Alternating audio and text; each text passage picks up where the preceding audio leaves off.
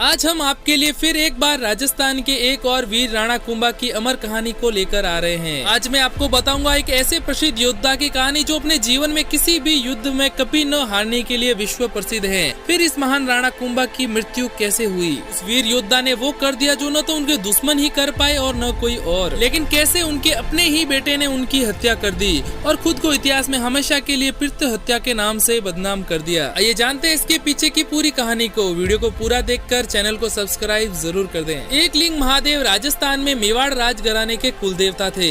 यहाँ चौहान वंश के वीरों का शासन था। हम तब की बात कर रहे हैं जब मेवाड़ पर महाराणा मोकल सिंह के बेटे महाराणा कुंभकर्ण, जिनको हम इतिहास में महाराणा कुंभा के नाम से जानते हैं, उन्होंने मेवाड़ पर 1433 से लेकर 1468 तक शासन किया। वे और उनके वंश के बाकी सभी महाराणा भी एकलिंग महादेव के परम भक्त हुए थे। महाराणा कुंभा का नियम था कि वे हर दिन सुबह सुबह सबसे पहले अपने कुल देवता के मंदिर जाकर उनकी पूजा किया करते थे। तो अपने नियमानुसार हर दिन की तरह उस दिन भी राणा कुंभा सुबह सुबह अपने कुल देवता के मंदिर में पूजा करने गए। लेकिन उन्हें कहाँ पता था कि ये पूजा उनकी जिंदगी की आखिरी पूजा होने वाली है। उनका बड़ा बेटा उदय सिंह अपने कुल देवता के मंदिर में शिवलिंग के पीछे तलवार लेकर अपने पिता की सारी गतिविधियों को बड़े गौर से देख रहा था।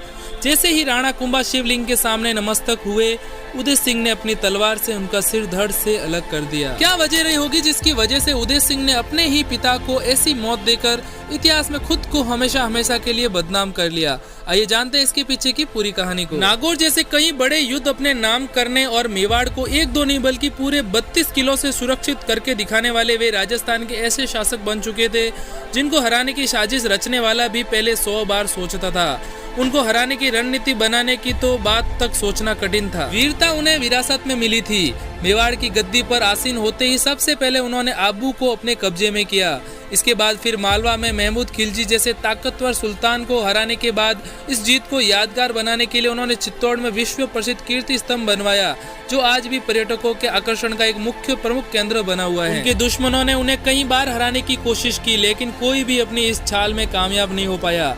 इस प्रकार राणा कुंभा की कीर्ति उनकी वीरता और उनके बेमिसाल शिल्प कौशल के ज्ञान की वजह से चारों ओर फैल गई।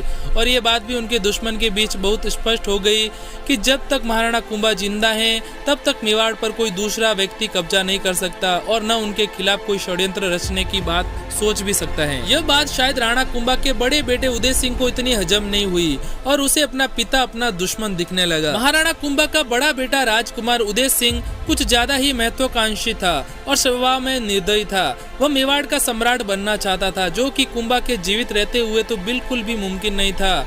उसे यह बात बहुत अच्छे से पता थी कि जब तक राणा जिंदा है वह कभी भी राजा नहीं बन सकता और राणा कुंभा को मारने की साजिश रचना भी शेर के मुंह में हाथ डालने जैसा था।